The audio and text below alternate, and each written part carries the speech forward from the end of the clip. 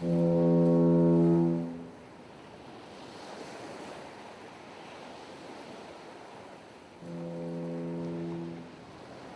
Tides is an AntiKs Entertainment affiliate. You can find us on social media at The Turning Tides Podcast on Instagram, Facebook, and YouTube, and at Turning Tides Pod on Twitter. For more information, or if you're interested in sponsoring the podcast, please contact us at theturningtidespodcast@gmail.com. Thanks for listening. Warning, this episode of Turning Tides contains depictions of war, violence, suicide, sexual assault, rape, gore, mature themes, and racism. The Spanish Empire was one of the most powerful political entities in world history.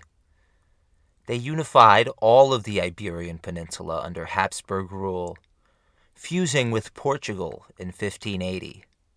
Additionally, they controlled the Philippines, the Low Countries of present-day Belgium, Luxembourg, and the Netherlands, a huge amount of land in Italy, and nearly all of South America, Mexico, and the North American West.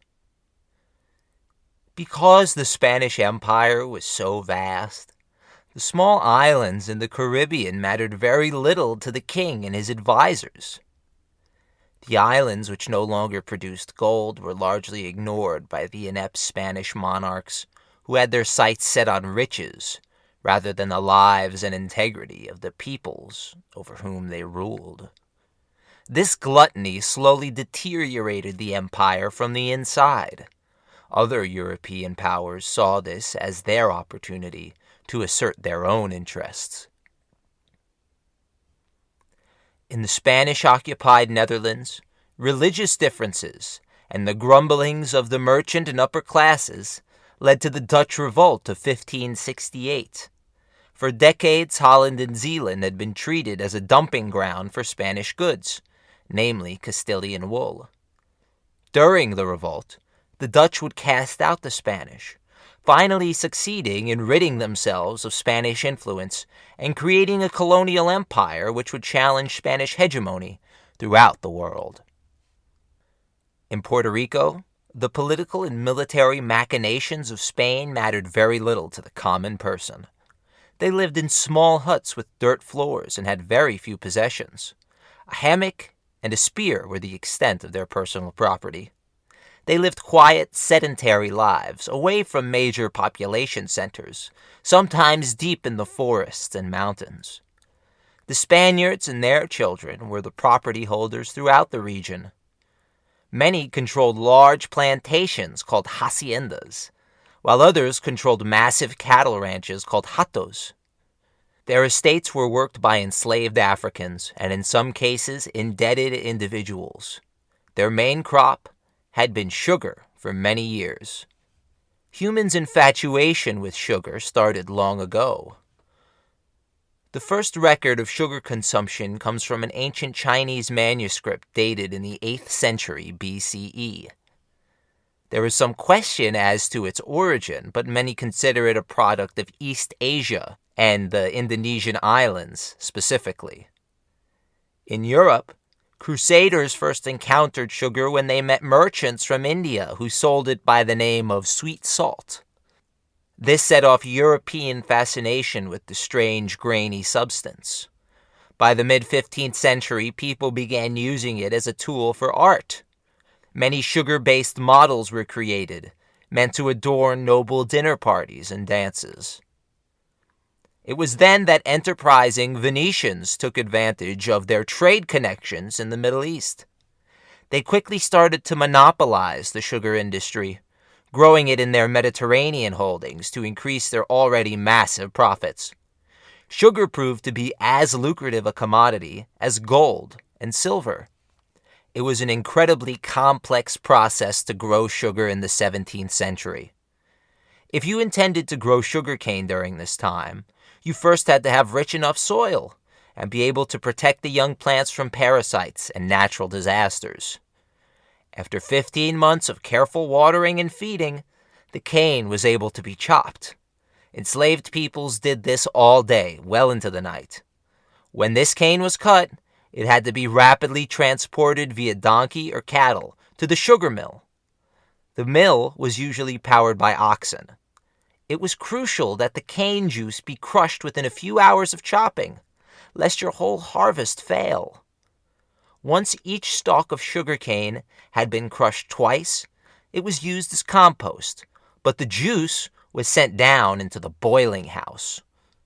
There, the master sugar maker went to work, boiling the juice in 5 separate coppers. They followed this up by cooling the sugar twice. This whole process took a week and required the furnaces of the boiling houses to remain running the entire time. Following the second cooling, if you've done everything right, small crystals should begin to form. From there, it is left to its own devices in a cool, dry place. The end result is unrefined muscovado or brown sugar, which is then banged out of its tins and into bags for sale. To make white sugar, a clay mixture was added to the top of the pot. This clay mixture sucked the molasses from the crushed sugarcane juices, leaving white sugar in its place, which soon became extremely popular.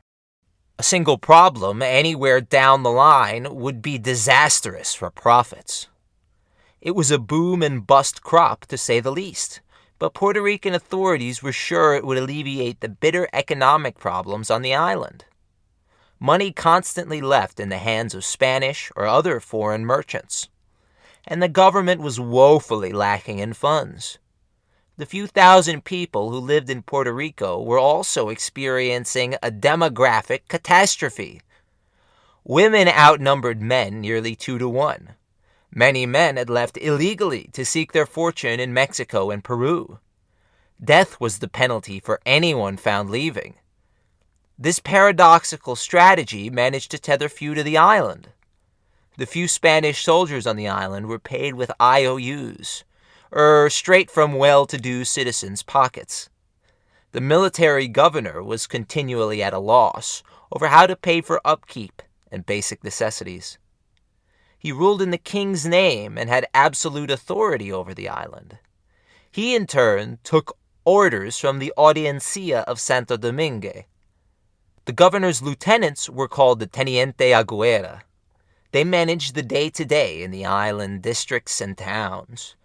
Local town councils were formed into cabildos, which consisted of high society men. People of color, Creole peoples, and women could not be chosen for these positions. The king believed he stumbled onto a solution for the chronic economic problems in Puerto Rico. He proclaimed a situdado, or subsidy. This was meant to function as a stimulus check for the island, in which gold and coins from Mexico were supposed to arrive annually. In reality, this annual delivery was incredibly dubious. Whole decades would go by without the situdado arriving in San Juan. To state the problem from History of Puerto Rico, a panorama of its peoples by Fernando Picó, quote, "It is true that when the situdado was late, many soldiers took goods on credit from San Juan merchants. If the delays went on for a long time, a great many people fell into debt. A whole chain of debt resulted, which involved the whole city, from the very rich to the very poor." Unquote. The problem, New Spain claimed, was that piracy was ravaging the Caribbean. The ships carrying the situdado were constantly harassed, and single ships were seen as easy prey to any enterprising pirate willing to get their hands dirty. The phenomena of piracy is one of the most discussed and romanticized tales in world history. Hollywood movies have often romanticized the Caribbean pirate as a Robin Hood of the sea, or a sex symbol. In reality, pirates were brutal to any and all people with whom they came in contact, often destroying whole towns, while they raped and murdered the citizens at their leisure. Thanks to the massive amount of space and lack of population density in the Caribbean, piracy ran rampant there. The Vikings, Japanese, and North Africans all had prolific pirates in their time. But the Caribbean pirate seems to have captured something in the collective imagination, even to this day. Pirates seem to have come from every walk of life. Some became so famous that they require little introduction, but there are dozens more whose names are lost to history. There was the Dutch, Roque Brasiliano, best known for burning Spanish prisoners alive over a spit and regularly chopping off limbs. Roque simply disappeared, falling off the map of recorded history. There was Bartholomew Roberts, a common Welshman who found himself named captain of a pirate crew. He laid waste to the Caribbean and even declared war on the entire British Empire. But he was finally killed in battle when cannon grape shot cut his throat. His last wish was that his body would never be found, so his crew tied the fallen mast to him, casting him into his final resting place in the sea. By far one of the most savage pirates was the Frenchman François Lorlenes. Following his arrival in the Caribbean as an indentured servant, he started out as a mediocre buccaneer preying on Spanish ships. After a terrifying storm, his ship was wrecked off the coast of Campeche, Mexico. Here, a group of Spanish soldiers attacked François and his crew, killing nearly everyone. François was one of the few left alive. He covered his body in the blood of his crewmen and feigned death to survive. From that day forward, he vowed to never give quarter to any Spaniard he found. He attacked Puerto Rico many times, raising San Germán and taking thousands of pounds of materials. He met his end in Honduras, where he and his 700 pirates were ambushed by a Spanish force. He escaped and captured 2 Spaniards, whom he needed to lead the way to safety.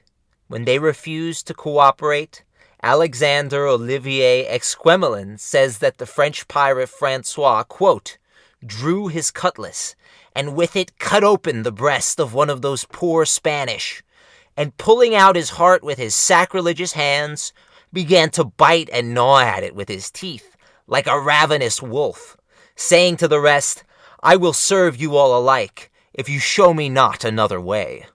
Unquote.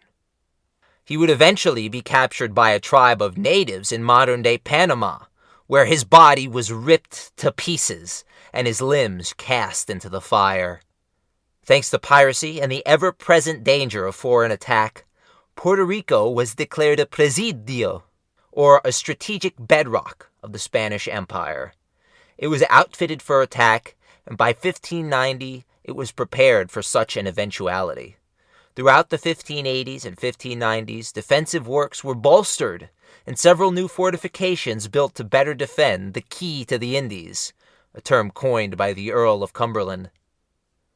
The fort's garrison increased by 150 men each, though most men did not want to be there at all. The Spanish military's laws were ridiculously harsh. They required one to serve the monarch for nearly 20 years, and forbade those who served from marrying. Many who served hoped to be sent to an active front in the hopes of plunder or a quick discharge. Those who served in Puerto Rico often neglected to heed these ridiculous laws and had families in the hills, where they would grow subsistence crops or raise goats. The war in the Spanish lowlands was not going well for Spain.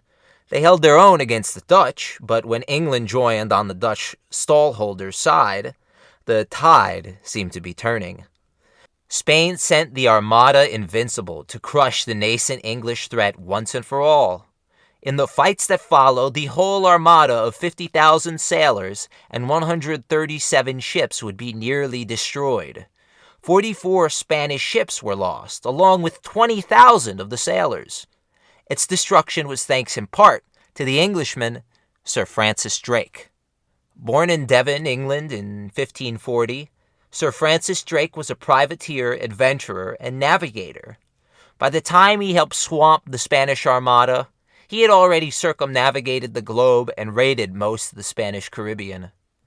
Queen Elizabeth then devised a plan to crush the Spanish. Upon learning that 2 million pieces of Spanish gold and silver had to be quickly deposited in San Juan, she sent Sir John Hawkins and Sir Francis Drake with a fleet of over 17 ships and 4,500 sailors to take Puerto Rico and the gold rumored to be stored in San Juan's vaults. They first attempted to capture the Canary Islands. When this attack faltered, they made for the open Atlantic. By the time they were in Caribbean waters, thousands of sailors were sick from dysentery. At Guadalupe, a Spanish fleet of 5 vessels was lucky enough to spot and sink an English ship that had lost its way. The Spanish fleet sailed hard for San Juan to warn the local population. As news reached the small island, the people prepared themselves for a fight. 750 Puerto Rican and Spanish soldiers, alongside the 800 Spanish sailors who warned them, were ready for the assault. To prevent the British from entering through the bay, several Spanish vessels were scuttled at the bay's mouth. When the British vessels were sighted on November 22nd, initial shots were fired between Fort El Moro and Drake's vessels. Unbeknownst to the Puerto Ricans who were fighting for their island, Sir John Hawkins died that morning of the same dysentery, which was killing hundreds of British sailors. As the long-range duel proceeded, a well-placed shot from El Moro nearly killed Francis Drake. He was sitting in his cabin having dinner when a cannonball, quote, "struck the stool from under him," unquote. This ball killed 2 of his officers who were unlucky enough to be in its path of destruction. Following this early engagement, it was clear El Moro could not be destroyed by Drake's fleet. Drake returned to the bay's mouth and launched an attack against the harbor in the night. To state what the British dealt with from Puerto Rico, a political and cultural history by Arturo Morales Carrión, quote, "With 25 launches, each carrying 50 to 60 men, and benefiting from the darkness, the English tried to force their entry into the harbor and set fire to the frigates. For an hour the fight went on between the men on board the frigates and the English, who at the same time had to endure a heavy fire from the forts," unquote. One Spanish ship was set alight, but this provided a homing beacon for the Spanish artillery. The English sailors were trounced, forced to retreat after suffering over 400 casualties and losing 10 of their launches. Drake called off the assault and left hundreds dead. He would be dead within the year, killed by the same dysentery which ended the life of Sir John Hawkins. San Juan was secure for now, and the militia, usually only armed with machetes and spears, performed incredibly well. The people of Puerto Rico felt they could rest easier knowing that the threat at their doorstep had been quelled. The people resisted the British attack, but they could not resist the epidemic that soon swept the island, killing hundreds of slaves, workers, and prisoners in the capital. This outbreak led to the Puerto Rican state being crippled and left on the back burner before another massive British fleet arrived. This fleet was led by the 3rd Earl of Cumberland, George Clifford. Cumberland wanted to recreate and one-up the accomplishments of the late Sir Francis Drake. He set his sights on one of the few prizes which had eluded Drake, Puerto Rico. Instead of fighting it out on the bay with his war vessels, he would effect a landing in modern-day Cangrejos and march along the coast until he arrived at the back door of San Juan. It was an ingenious move. The Spanish authorities never counted on this course of action. The British were held up at the Soldiers' Bridge by ferocious Puerto Rican resistance. In response, Cumberland expertly divided his forces and attacked San Juan from the front, utilizing a separate naval landing. This landing succeeded, and soon only El Moro stood against Cumberland's 1,400 British soldiers. After a 15-day-long siege, the few hungry and sick defenders of the capital's fort capitulated. Cumberland had done it. He captured Puerto Rico. However, he would soon learn that capturing and keeping an island were 2 very different things. The few British fighting men soon found they were infected with the same disease that wrecked San Juaneros the year before. Hundreds of soldiers died. Additionally, the people of Puerto Rico refused to comply with Cumberland's orders to hand over their food and provisions to British soldiers. British patrols sent to the interior of the island would find themselves ambushed in the hills, as guerrilla attacks continued to increase their casualties. By late August 1598, Cumberland had had enough. The British would retreat, but not before looting and destroying as much of the city as they could. They captured 2,000 enslaved individuals, burned 2 sugar plantations, and razed the entire city of San Juan. Alongside this, Cumberland had captured thousands of pounds of sugar, hides, tobacco, ginger, and even San Juan's church bells. After Cumberland's lieutenant finally closed up shop in September of the same year, the British occupation was over. The Puerto Rican people proved they were up to the challenge. Twice within a few years, they withstood assaults from the world's premier armed forces. Throughout Cumberland's and Drake's attacks, Puerto Rico went through major economic changes. Brazilian sugar had recently arrived on the world market, wreaking havoc on global prices.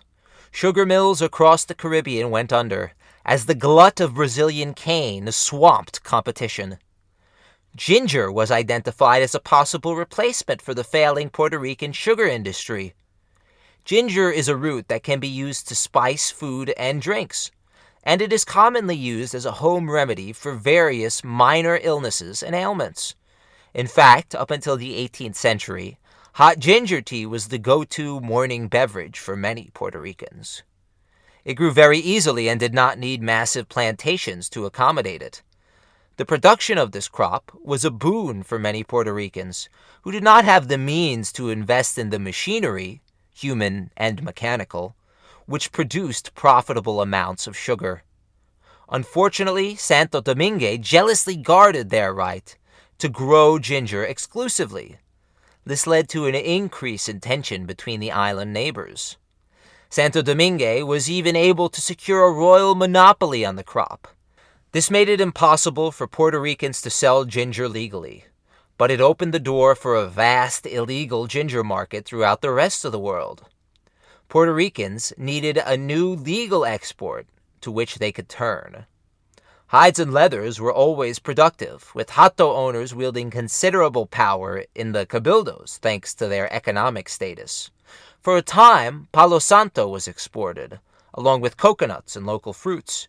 However, the staying power of these goods on Spanish markets was virtually non-existent. A new raw material or crop was needed to keep the Puerto Rican economy afloat. This desperation caused the people to turn to tobacco. Tobacco was originally grown by the native Taínos for ceremonial purposes. Since then, the addictive qualities of the leaf had been captivating European high society. Tobacco, like sugar, is an intensive, labor-filled process. First, one must clear the land, then plant a field of tobacco seedlings. Next, the seedlings, which are strong enough to survive, are moved to montones, or hills. From there, the grower must remain ever vigilant, repeatedly pruning or suckering the plant, and keeping it free from pests like tobacco worms. Once the leaves mature, they are cut by hand and cured in a complex process which requires perfect levels of humidity and dryness.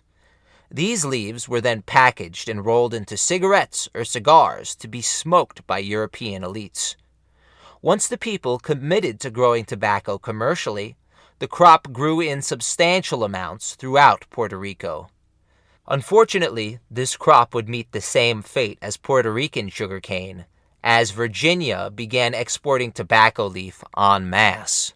The Puerto Rican people hoped that a new venture would be more fruitful. Cacao was grown for thousands of years by native Mesoamericans. Its bittersweet flavor and texture made it popular with Aztec chiefs. They created a liquid version of it which was drunk with chili powder and a spice called ear flower. It supposedly gave one supernatural ability, and cured the drinker of any ailments. Due to its association with native practices, cacao was considered blasphemous for a long time. By the 17th century, this belief was quickly destroyed, and cacao soon adorned the shelves of many upscale Spaniards. In one of the first instances of cultural appropriation, the Spaniards quickly co-opted the Aztec chocolate drink. The bean was grown in Puerto Rico with varying success. The cost of moving the beans to Spain was simply too high, and most cacao production on the island was quickly abandoned. Puerto Rico's economic struggle, however, was just beginning. Starting in 1517 with Martin Luther's 95 Theses, Protestantism or Reformism was sweeping Germany, the Nordic countries, and the Low Countries. In England, the Reformation took the form of Anglicanism, the state religion founded by Henry VIII as an answer to the Pope refusing to grant the king a divorce. In March of 1603, the Anglican Queen Elizabeth I passed away. Being without an heir, the crown was given to her kin, James I, who was still a devout Catholic. This changed the diplomatic relationship between Spain and England, as they ceased constant fighting after James's ascension to the throne. Throughout the rest of Europe, the Reformation was militarizing both wings of Christianity. This would lead to the aforementioned Dutch revolt against the Spanish, as well as French massacres against their Huguenot populations. In 1609, Dutch and Spanish leaders agreed to a 12-year truce. In the intervening years, the United Provinces would grow ever stronger economically and militarily. As the war to keep the Netherlands independent recommenced, the conflict would spill over into the genocidal 30 Years' War. Protestants and Catholics would massacre each other for decades. Upwards of 8 million people would be killed for believing in the quote-unquote wrong form of Christianity. One of the main reasons for the recommencement of hostilities between Spain and the Netherlands had to do with the Dutch salt extraction from Portuguese mines and then the salt flats of the Caribbean.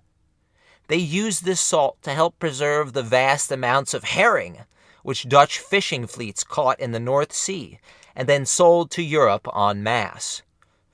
This exclusive Dutch industry made them incredibly rich and put them in a position to take on the Spanish, who were lacking in innovation and military prowess at the time. In Puerto Rico, Dutchmen were often found on the southern shore gathering salt and trading illegally with the locals. They knew Puerto Rico was a strategically valuable island and that it was plentiful in natural resources. The Dutch wished to properly exploit the island's people and materials. In order to do this, they must invade and expel the Spaniards. Many European militaries felt that destroying and occupying Spanish colonial holdings would destroy Spain itself. The Dutch had already snatched several islands in the Lesser Antilles. Additionally, they began founding colonies on the Guyana coast. Puerto Rico would be just another notch on the belt for the ambitious Dutch. They organized themselves into the powerful Dutch West India Company and began mercilessly raiding Spanish ships. The Dutch were soon organizing whole military expeditions against Spanish colonies. After failing to retake Bahia de Brazil, 17 Dutch ships carrying over 6,000 men under the command of Boudewijn Hendriksen changed direction for Puerto Rico. It was September 24th, 1625, when the fleet was first spotted. The people of San Juan panicked and left their possessions for the safety of the hills. The next day, the whole Dutch fleet stormed into San Juan's harbor. There would be no long-range artillery fight. The thousands of Dutchmen who landed quickly overran the few hundred Spanish and Puerto Rican defenders, who fell back to El Morro with haste. The Dutch laid siege to El Morro as Hendriksen attempted to starve out the Puerto Rican and Spanish garrison. Military governor of Puerto Rico, Juan de Haro, was a lifelong soldier, having founded the colony and present-day city of Cumaná on the Venezuelan coast at a very early age. He also fought with distinction in Flanders against the Dutch. De Haro acted decisively in the first days of the siege. He rationed food, called up the island's militias, and personally directed the fort's cannon fire. To state what happened when De Haro refused Dutch calls for surrender, from the book Puerto Rico, A Political and Cultural History by Arturo Carrión, quote, De Haro's refusal to surrender El Morro provoked the Dutch into a desperate barrage against the fort and a tightening of the siege. The defenders were even more determined to fight, ever increasing the sorties in which Dutch soldiers were beheaded and equipment and food obtained. Outstanding among the performances was that of Captain Juan de Azmequita, who on October 5th led a group of 50 men to attack the trenches and slash the throats of more than 60 Dutch soldiers, including a captain and a sergeant major. Unquote. Following this attack, another successful nighttime offensive was ordered, and the small fort El Cañuelo was taken back by the Spanish and Puerto Rican defenders. Every day, Puerto Ricans from across the island marched to the capital to join in the defense of their island. By October, the besieged had the same number of men as the besiegers. Hendrickson's position was beyond precarious. His trench line was only just holding against the daily onslaught. He sent a letter to De Haro saying he had the intention of burning the whole city of San Juan to the ground, unless the fort of El Morro was immediately surrendered. De Haro responded, quote, The settlers have enough courage to rebuild their houses, for there is timber in the mountains and building material in the land. And here I am today with people enough in this fortress to wipe out yours. And do not write any more such letters, for I will not reply. Concerning the rest, do as you please. Unquote. On October 22nd, Hendrickson made good on his promise. Not a building was spared. The churches especially were completely destroyed. As the Sanjuaneros watched their homes burn, they became incensed, and Captain Azmequita was given permission to lead a force of 150 men in a charge against the Dutch, who were still assembled in their forward trenches. On Azmequita's side were militiamen from all over the island. The Dutch dropped their pikes and muskets and jumped into the Atlantic Ocean, rather than face the vengeful, machete-armed Puerto Rican militias. 200 to 400 Dutch bodies covered the burnt-out city of San Juan. De Haro was proved right, and the people rebuilt.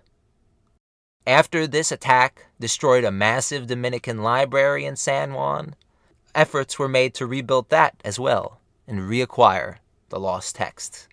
The governors responded to this new devastating attack by petitioning the Spanish crown for the funds to build massive walls around the islet of San Juan.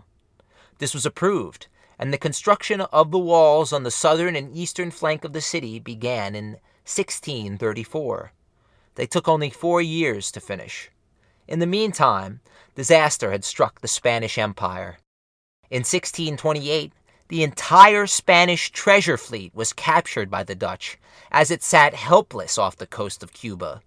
Its modern-day value, adjusted for inflation, is estimated at over 800 million American dollars. Throughout the rest of Puerto Rico, religious orders began to flock to the island.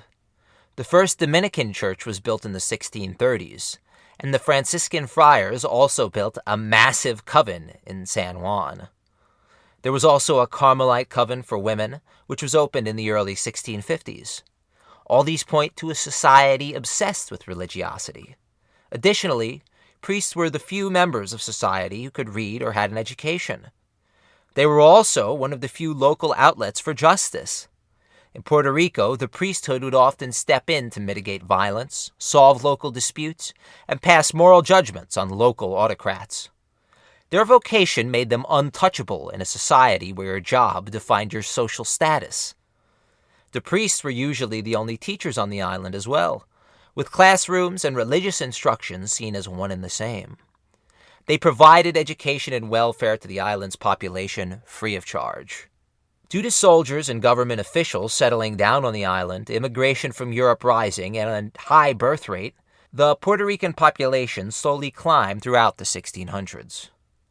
Their main issues were epidemics, hurricanes, and pirate attacks. In spite of these issues, new townships sprang up. Among them were Ponce, Iguara, and Loiza. Around the Toa and Loiza river valleys, sugarcane was farmed, but the population still relied heavily on cattle as their main source of income. Spanish ships hardly sailed into San Juan Harbor. The island was virtually isolated, save one small ally. The Canary Islands had long been the original birthplace for many early Puerto Rican colonists. Merchants from the small islands in the center of the Atlantic were given special trading rights with the Caribbean. They abused this privilege to such an incredible extent, shipping much more product than was deemed legal. This created a symbiotic relationship between the lonely Puerto Rican market and the enterprising Canary Island merchants, who brought enslaved peoples, flour, and cooking oil.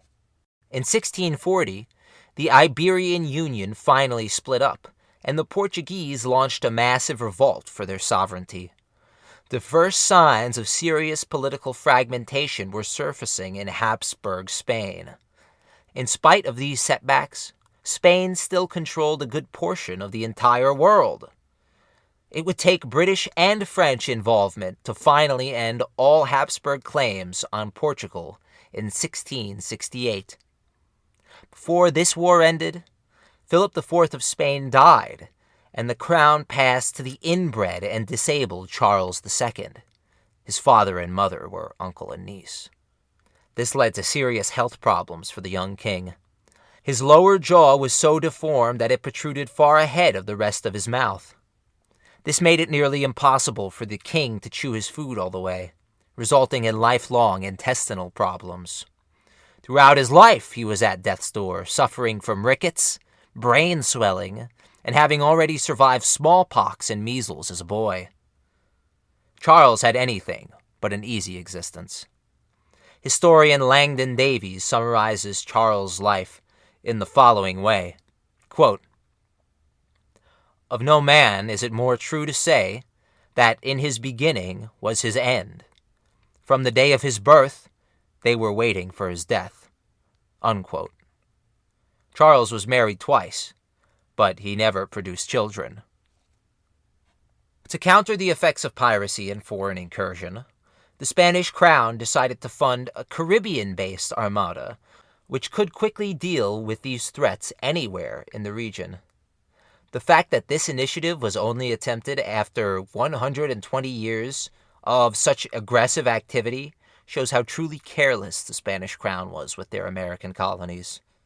They relentlessly exploited any place which held gold, and the places without gold were left to wither on the vine. One of the only ways to break free of this cycle of despair was through smuggling or black market dealings.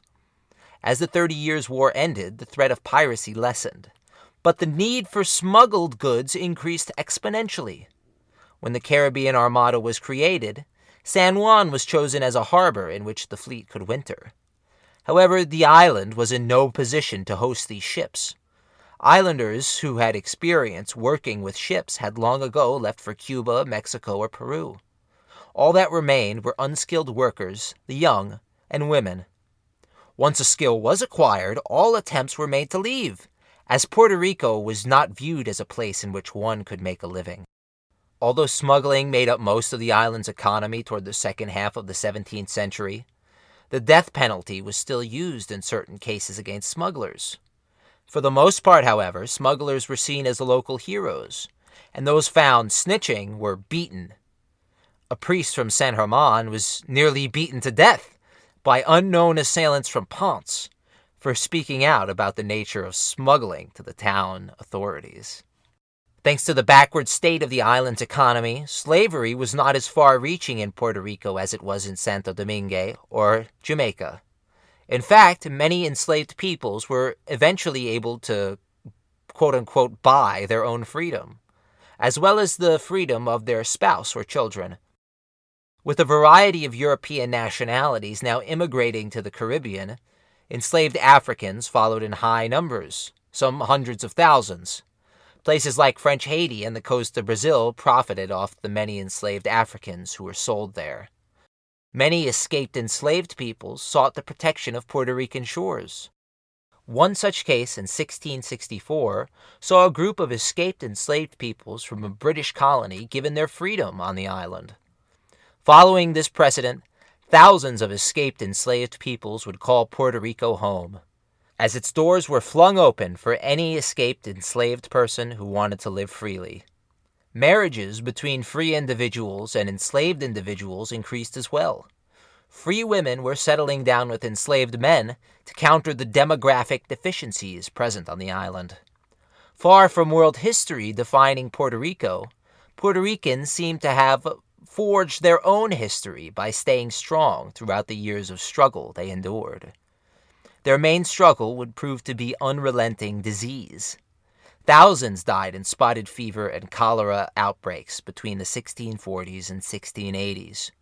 Between 1568 and 1700, Spain had been involved in no less than 40 different wars or rebellions. The extensive number of battles resulted in the deaths of at least millions of men. All of Spain's colonial resources were shipped off to the war effort, devastating the Americas' economy. As they funneled more and more into the armed forces, things like economic progress fell by the wayside. Besides the gigantic ports of Seville and Cadiz, the rest of Spain was incredibly poor. The far-off riches, of which their local lord often spoke, would never be seen by the poor illiterate farmers, whose work made these same men so very, very rich. It was a society of contradictions, where one saw wealth, there was severe poverty in tow. The more silver was mined in Mexico, the more it lost its value. A very real inflation crisis was gripping a state which still operated, for all intents and purposes, as a medieval feudal society. Spain would not allow manufacturing in their new colonies, lest the people realized they could be self-sufficient. They wanted to use their Caribbean holdings as a dumping ground for cheap Spanish goods, which were often of an inferior quality to that of the French, British, or Dutch. After Charles and his court fumbled with solutions, they believed they found a way to alleviate the suffering of one of their oldest possessions, the island of Puerto Rico. In 1674, the king ordered the formation of the Guarda Costa to defend Caribbean shores. This defensive mechanism became highly offensive, as now it was the Spanish who were found harassing and impounding British, French, and Dutch trade ships. Any ship deemed suspicious had to be brought to port and have its cargo thoroughly examined. As friendships developed between these coast guards and the port officials, corruption and clientelism quickly escalated the situation until any ship could be seized.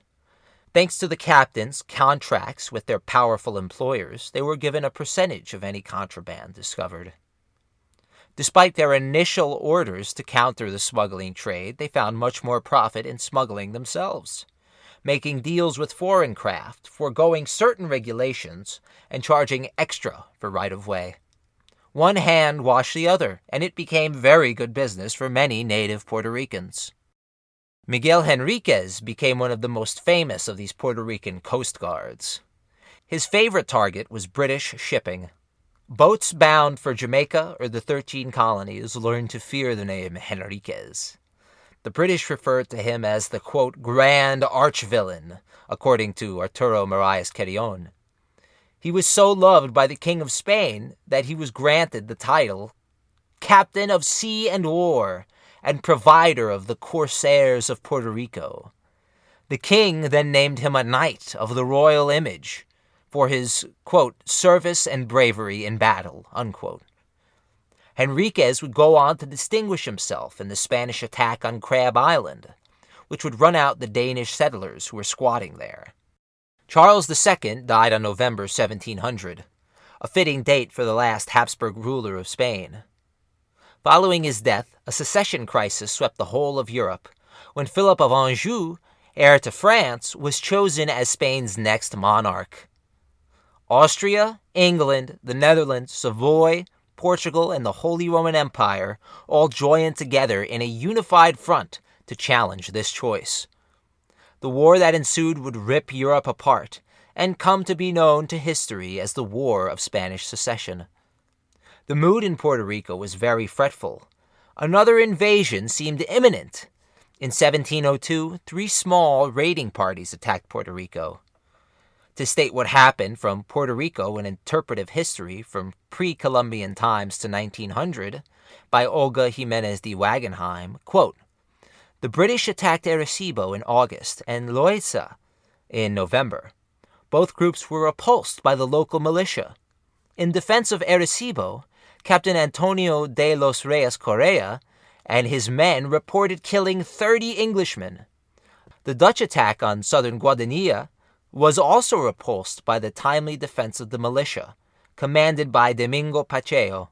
Armed only with spears and machetes, Pacheco's men killed 38 Dutchmen." Unquote. Under the rule of Governor Gutierrez de Rivera, Puerto Rico would be constantly forced to acquiesce to the governor's fear-ridden authoritarian demands. He called up militias from faraway districts to garrison the capital and demanded that local farmers hand over their provisions. Many residents from San Germán refused to comply. This led to fines, imprisonment, and even exile for some of the richer families of the town. The new king refused to stand up for his subjects and stood by the military-industrial complex, which the Spanish kings had always upheld. Following a grueling 10-year war of attrition, both sides sat down to talk. It was no victory for anyone. Maybe 1 million men died in the frightful engagements of early modern Europe. It was decided by the Treaty of Utrecht that Philip Anjou could become the Spanish monarch, but he had to forego any claim to the French throne. Additionally, Spain assented to the British right to be the sole supplier of enslaved labor to the Caribbean. The British would go on to ignore their quote-unquote right to trade enslaved peoples only. They would trade anything the Spanish Caribbean wanted.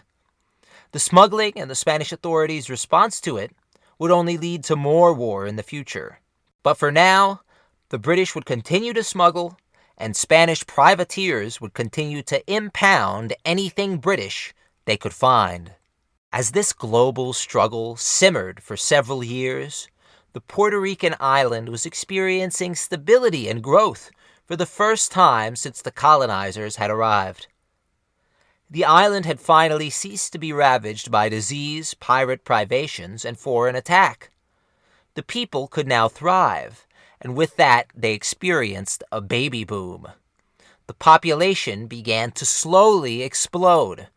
As the population spread out into the countryside, one of the first major struggles was about to present itself, creating tension between 2 of the island's most productive sectors. For centuries, Hato owners had been the main rulers of the island's vast interior. They felt the settling of the inland areas would only decrease the amount of land their herds could use to graze. The ensuing competition between the New Age farmer and the old-school Hato owner ignited the social confrontation which was necessary to move society forward. Hacendados, or large plantation owners, demanded herds be closed in. They feared the animals would damage their crops. Hato owners, on the other hand, demanded open space, free of fencing that could hurt their animals or impede their growth. Additionally, settlements on the island were few and far between. Traveling to Mass or into town to sell goods were serious hassles for Puerto Ricans, who were now living in the hills far away from town. Town living was considered a rich man's life, or the life of a smuggler or privateer. With a huge influx of people moving to the countryside, confrontation developed. Settlers on the island's west coast could not travel the roads to Aguada to hear Mass during the rainy season. In 1726, this led to the petition for a new settlement. They wished to settle the town of Añasco with about 80 families. Opposed to the petition were 47 separate ranchers from San Germán, who deemed the settlement would bring harm to their animals. They also claimed they would be subject to lawsuits if their herds broke into the planter's field.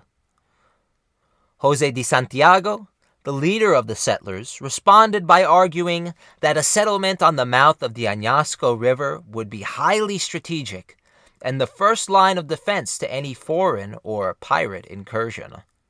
This argument clearly won the day for Santiago, and on February 21st, 1729, he was named Teniente Aguera of the new small town. This seemingly inconsequential municipal confrontation ended up having serious ramifications on Puerto Rican history. With Añasco's founding, dozens of new towns and settlements began springing up all over the island. They would multiply and increase in the years to come, causing a massive population boom for the small island colony. Tens of thousands of children would go on to be born every year. Finally able to hold its head above water, Puerto Rico could grow and diversify. With Bourbon rule, some well-meaning reforms would be attempted, but the main initiatives and changes to island life would end up being implemented by the islanders themselves. They did this often against royal approval. As Puerto Rico transformed, the world around the island changed as well. New ideas and theories were spreading about how the earth ought to be run. Liberty was the new rallying cry across the coasts of the Americas. It resounded and reverberated back to the old world with stunning effects. As this cry multiplied in the oppressed sectors of the globe, the many millions suffering in bondage began to hear it too. A bill was coming due, not just for the powerful and mighty, but for the poor and the enslaved peoples across the globe. The second half of the 18th century changed the world forever. Political, economic, and technological advancement rocked the old foundation of society.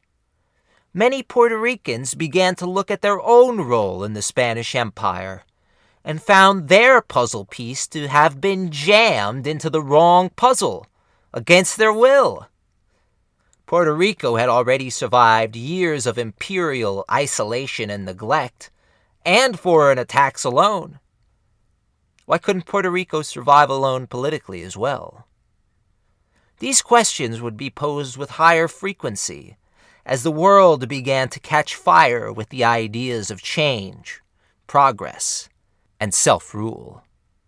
Puerto Rico would find itself in a world of contradictions, where liberal idealism and racial chattel enslavement coexisted, and continual upheavals contrasted constant government supervision and crackdown.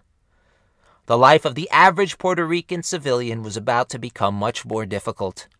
Additionally, the technological innovation of the era would make the lives of enslaved peoples even more unbearable. The American, French, and Haitian revolutions would change the world forever, and the routes used to obtain freedom would shift. Puerto Rico was now the importer of many tens of thousands of enslaved Africans, who would later attempt to flee to Haiti or rebel in Puerto Rico. From these inhumane and egregious practices, a cry would be heard in the mountains, which would reverberate throughout Puerto Rican society to this day. This grito de la res would inspire Puerto Rico's first attempts to gain independence. Puerto Rico would go on to have their own revolution. To see if it succeeded, we will have to wait for the next episode of Turning Tides, Piecing Together the Past. I'm your host, Joseph Pascone. Thank you so much for listening. If you like what you heard today, you can support us by donating on PayPal at Turning Tides Podcast 1. Thanks for the support and thank you for listening.